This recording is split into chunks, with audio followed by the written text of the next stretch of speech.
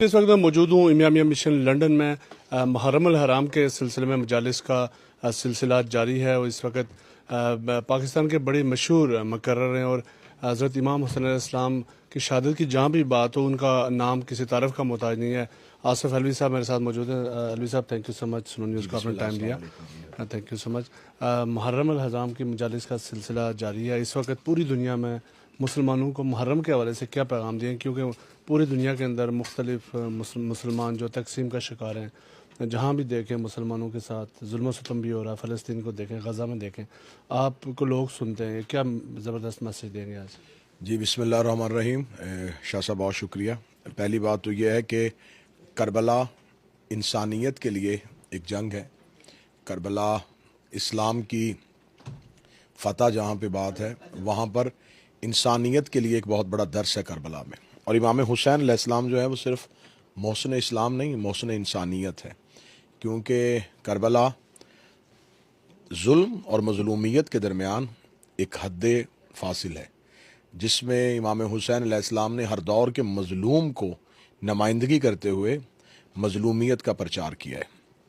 आज पूरी दुनिया में जहाँ जहाँ भी जुल्म होगा, चाहे वो मुसलमानों पे हो चाहे वो गैर मुस्लिम पे, जालिम के ख़िलाफ़ खड़े होना, जालिम के ख़िलाफ़ एहतजाज करना, जालिम के ख़िलाफ़ आवाज़ बुलंद करना, ये कोई भी इंसान करेगा, चाहे उसका किसी मज़हब, किसी दीन, किसी फ़िरके से ताल्लुक़ होगा, तो यकीनन उसको ये शऊर जो दिया है उसका नाम हुसैन इब्न अली है। तो ये करबला का जो पैगाम है ये आफाकी पैगाम है। करबला का पैगाम जो है वो सिर्फ एक मज़हब के लिए नहीं, एक फ़िरके के लिए नहीं, बल्कि ये पूरी की पूरी इंसानियत के लिए पैगाम है। अच्छा अलवी साहब, ये बताइएगा कि जब मुहर्रम के दिन शुरू होते हैं, सिक्योरिटी के बड़े इंतज़ाम होते हैं। इस बार भी हुकूमत ने बड़े इंतज़ाम किए, अच्छा हुआ, कोई ऐसा वाक़या नहीं हुआ। कौन लोग हैं जो इस तरह के हादसात करते हैं, इमाम बारगाहों में, मसाजिद में आके बम धमाके करते हैं? उनका क्या एज ए मुसलमान ये काम बनता है जो ये काम हो रहे हैं? जी, मैं हमेशा शख्स ये कहा करता हूँ कि बाद लोग ये कहते हैं कि दहशत गर्द का कोई मज़हब नहीं होता। मैं कहता हूँ यकीन दहशत गर्द का कोई मज़हब होता है तो वो ये काम करता है। ये एक ख़ास फ़िरका या ख़ास एक किसी मसलक के लिए नहीं, एक फ़िक्र है, एक सोच है जो हर दौर में हक़ के ख़िलाफ़ बरसरे पैकार रही है, मज़लूमियत के ख़िलाफ़ बरसरे पैकार रही है, जिसने हर दौर में ज़ालिम का साथ दिया। आप तारीख़ उठा के देख लें तो इमाम हुसैन अलैहिस्सलाम की कुर्बानी से लेके उसके बाद बनी उमैया के वो जुल्म, बनी अब्बास के वो जुल्म, और उसके बाद आने वाला हर वो जालिम, हर वो जाबिर, हर वो बादशाह जिसने अपने इक़्तिदार को पाने के लिए, अपनी हुकूमत को पाने के लिए, अपनी सल्तनत के लिए, अपनी ताकत के लिए, अपने इख्तियार के लिए उसने अवामी राह के रस्ते को कुचला है। उसने अवामी उमंगों को हमेशा हमेशा के लिए ख़त्म किया है। उसने अवामी जज्बात का एहतराम नहीं किया। तो इसका मतलब यह है कि ये ताकतवर तबका, ये वो लोग हैं जो अपनी सोच, अपनी फ़िक्र, अपना नज़रिया जो है वो गालिब करना चाहते हैं, और उनका ताल्लुक जो है वो मैं नहीं समझता कि किसी ख़ास मसले के साथ जोड़ दिया जाए। ये वो लोग हैं जिनके दिलों में बुग़्ज़ अहले बैत है, दिलों में दुश्मनी अहले बैत है, और उनके लिए ना मस्जिद का एहतराम है, ना इमाम बारगाह का एहतराम है, ना वो किसी चर्च का एहतराम करेंगे, ना वो किसी गुरुद्वारे का एहतराम करेंगे। उनके लिए ये जितनी भी मजहबी इबादत गाहें हैं, ये सारी की सारी मजहबी इबादत गाहें गलत हैं, क्योंकि वो एक ख़ास सोच, एक ख़ास फ़िक्र, एक ख़ास नज़रिया जो है वो लोगों पर गालिब करना चाहते हैं।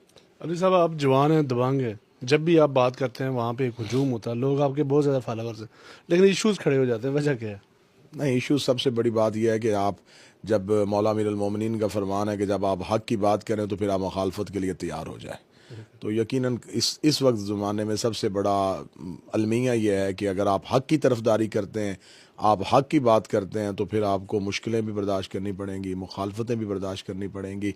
तो राह हक़ में इंसान अकेला भी चल रहा हो तो मुतमिन होता है, और अगर राह हक़ ना हो तो फिर हजूम में भी इंसान परेशान होता है। ज़बरदस्त। तो ये जो हमारे पाकिस्तान के अंदर जो शिया कम्युनिटी है, जो बरतानिया में है, इनको कौन सा आप जो वे दिखाएंगे जो फ्यूचर में ये कौन से ऐसे काम करें कि बिल्कुल एक यूनिक ज़बरदस्त मुसलमान बन के सामने आए? सबसे बड़ी बात यह है कि इंसान को हुसैनी बनने के लिए हुसैनियत को अपने ऊपर गालिब करना होगा, करबला को अपने बदन पे नाफिज करना होगा।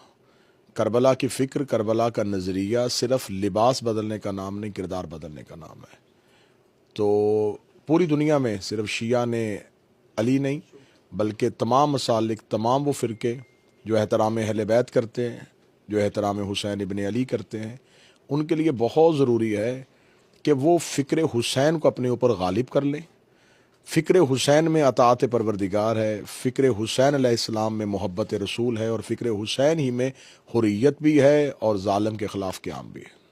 الوی صاحب، شہادت امام حسین علیہ السلام پورے اسلام کے لیے ہے۔ کون لوگ ہیں جو اس کو شیعہ کمیونٹی سے جوڑتے ہیں اور باقی جب محرم کے ایام آتے ہیں وہ اختلافات کرتے ہیں، نیگیٹو باتیں کرتے ہیں؟ کون سے وہ لوگ؟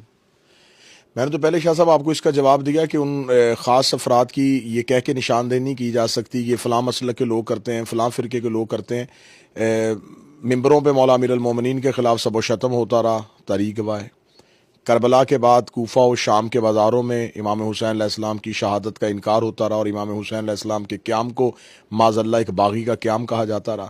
اس کے بعد بہت سی تعبیریں ہوتی رہیں، آج تک امام حسین علیہ السلام کی قربانی کے خلاف بھی تقریریں بھی ہو رہی ہیں، تحریریں بھی ہو رہی ہیں۔